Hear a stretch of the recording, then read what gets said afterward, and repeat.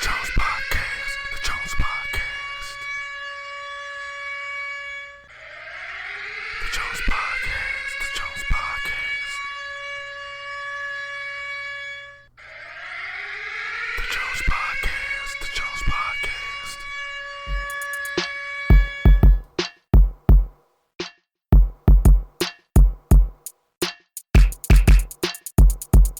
DJ Black Milkmaid. Ladies and gentlemen, welcome to the Jones Podcast. The Jones Podcast is a podcast that acknowledges great individuals from my city of Tuscaloosa and worldwide. So sit back, relax, and enjoy the Jones Podcast.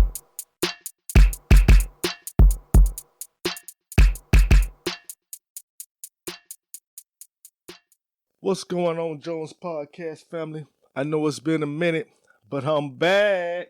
And with me today, I have a very special guest, the owner / producer of elbowMedia Studios, my man Mark Lamont. Mark, what's going on, homie?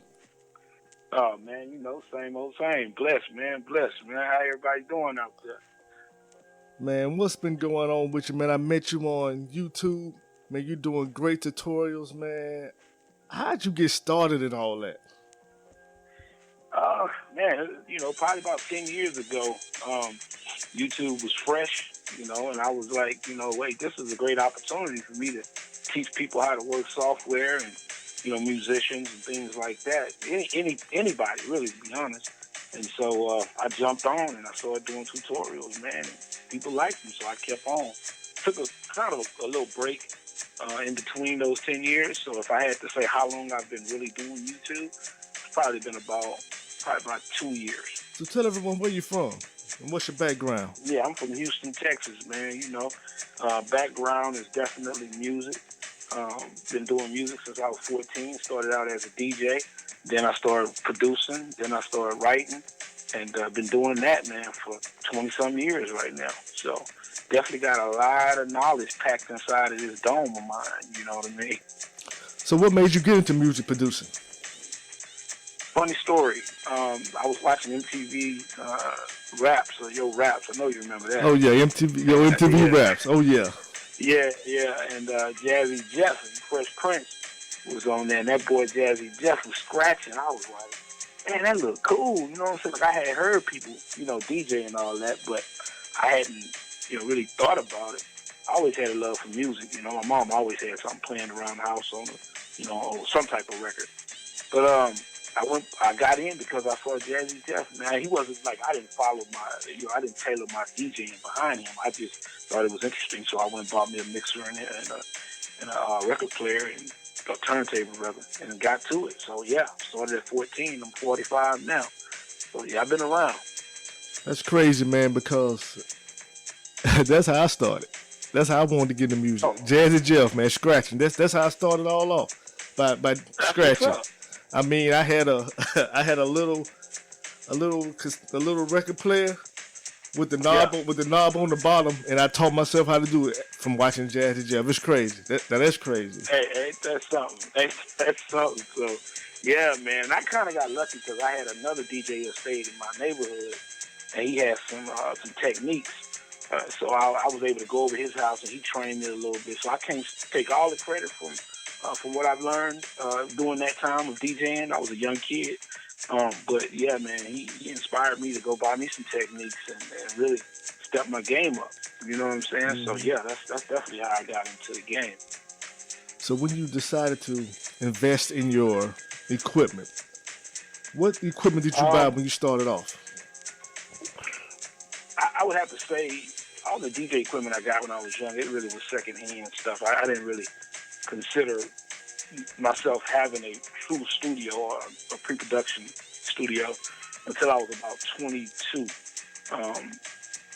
22, I was able to get an investor because we had been working with some other people's equipment, and they heard my music and was like, hey, man, we need to try to get you some, get you a place where you can do your own stuff. So my first piece of equipment was an ASR-10, which is a keyboard/sampler, which is a beast in the music industry. At the time, it was a beast. And, I don't know how many of your listeners are truly into production, but back in the '90s, that was the workhorse, that in the MPC. So couldn't afford the MPC and the ASR, so I chose to go with the ASR 10.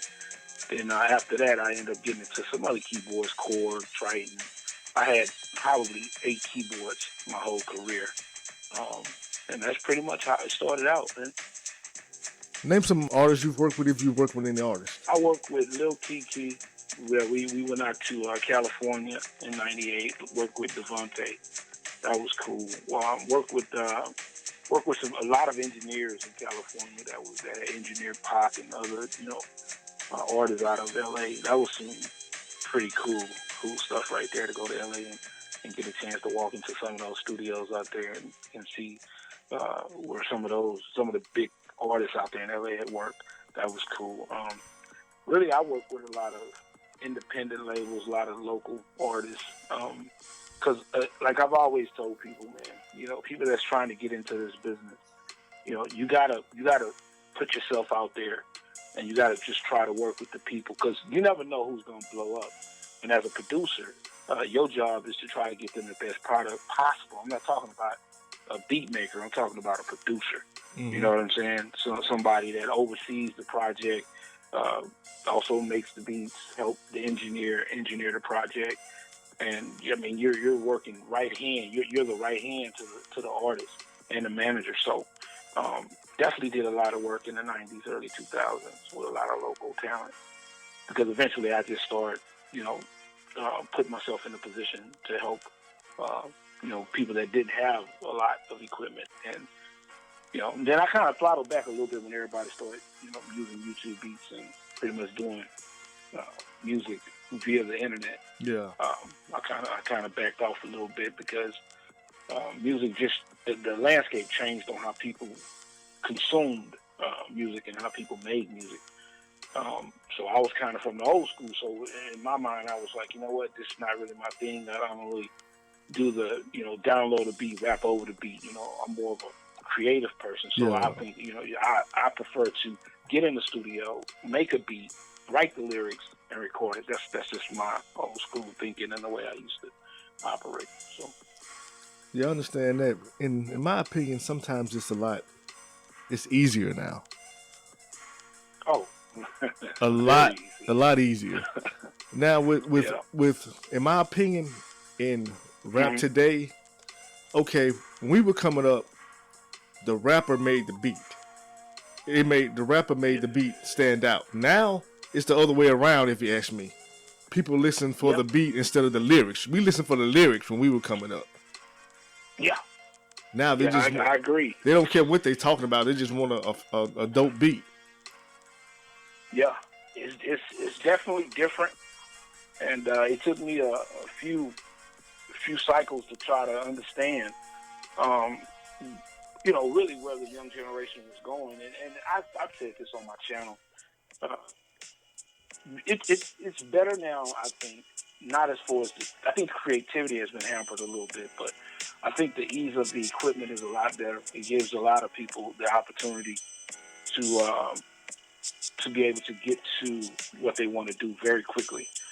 Unfortunately, sometimes when it's too easy, people tend to be a little lackadaisical and don't really want to go through the creative process, which mm-hmm. makes music unique and what we used to. I remember when trap music really hit, it was, to me, it just sounded the same. I was like, man, everybody's kind of doing the same thing. Mm-hmm. But that seems to be the way this generation operates. It's a copycat industry. He blew up, so I'm going to blow up, you doing the same thing. We had a little bit of that in the 90s, but it wasn't as fast as it is now.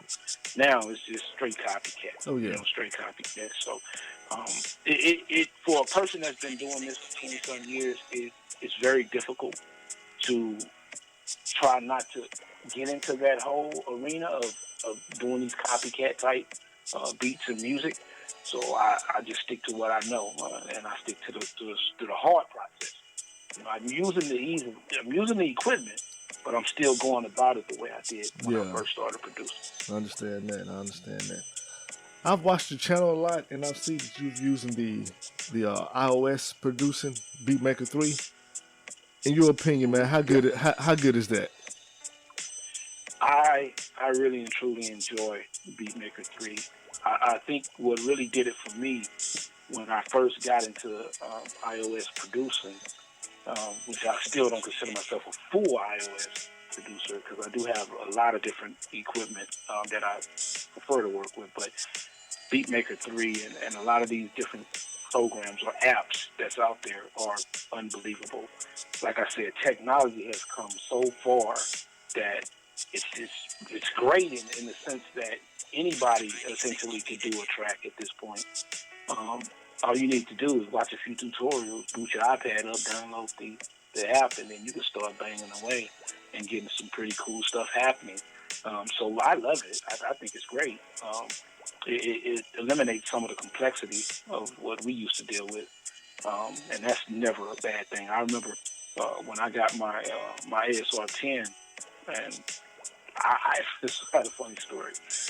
When I first started trying to figure out if I wanted to be a producer, and I didn't realize that you could essentially have a band inside of a keyboard. I didn't understand the concept. I was just naive and young. And I went to go buy my piece of equipment. I'm like, hey, man, do I need to buy some drums? I need a drum machine, keyboard. He was like, nah, man, you can get all that in one piece of equipment. But you got to think about it. Even then, that was new technology. That was Beatmaker 3. You know what I'm saying? Mm-hmm. Because the older guys, they were like, man, what you gonna play some synthesizer? I mean, what you gonna do with that? When I would show it to the studio, I'm like, no, I got the whole band right here inside of my keyboard.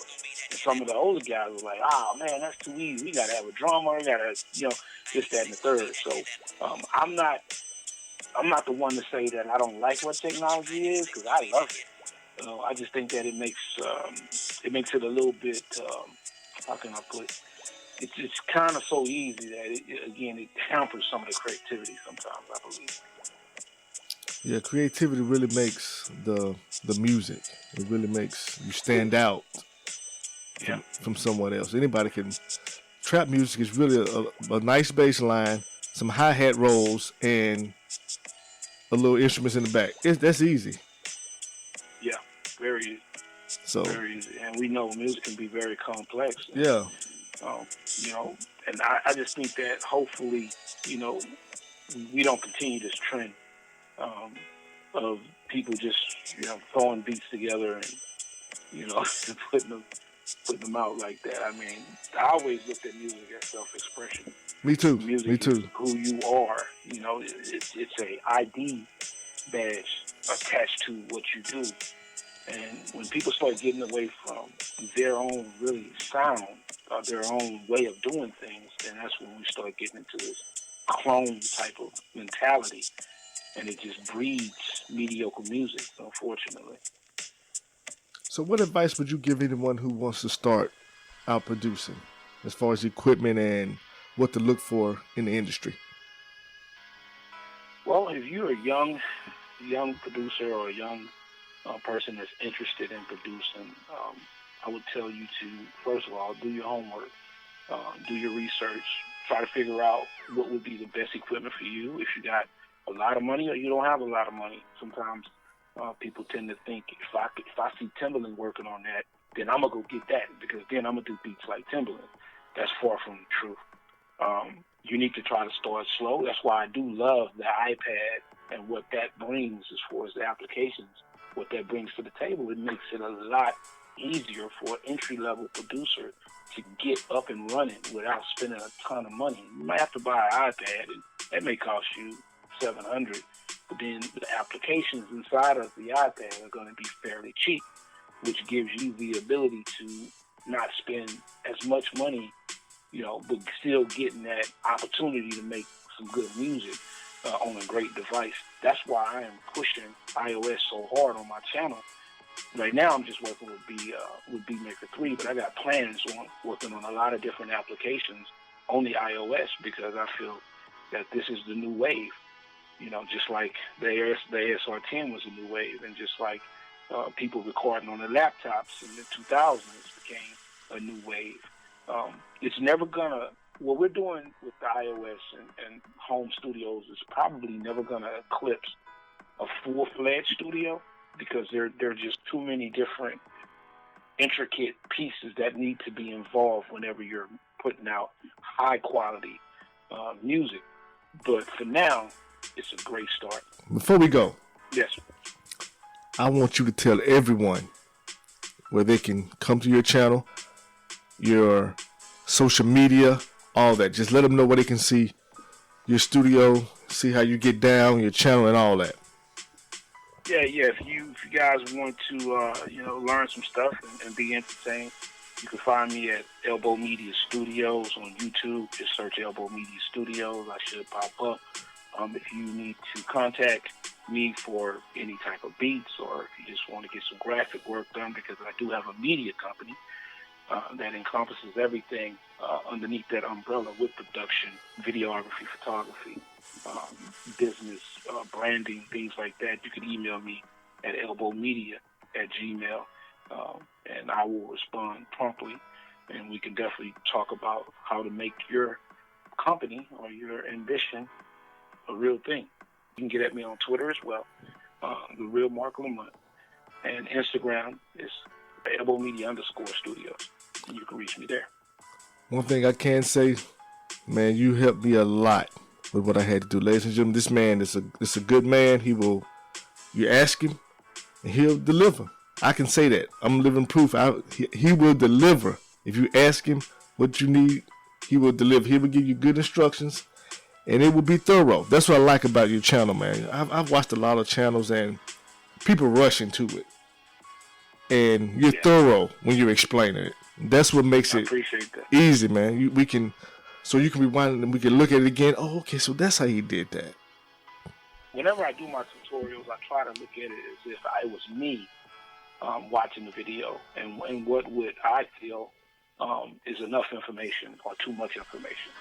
And for the most part, that seems to work. I've been getting a lot of great responses, a lot of great comments, including yourself, letting me know that these tutorials are very helpful. And again, that fuels me to continue to keep teaching and helping anybody that needs help with building, your studio production, YouTube, whatever you're trying to do. So I definitely appreciate that.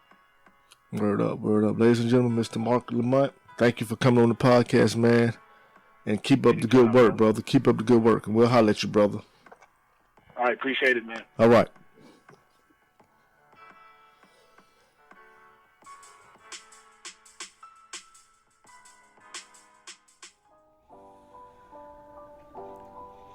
Thank you for listening to the Jones Podcast.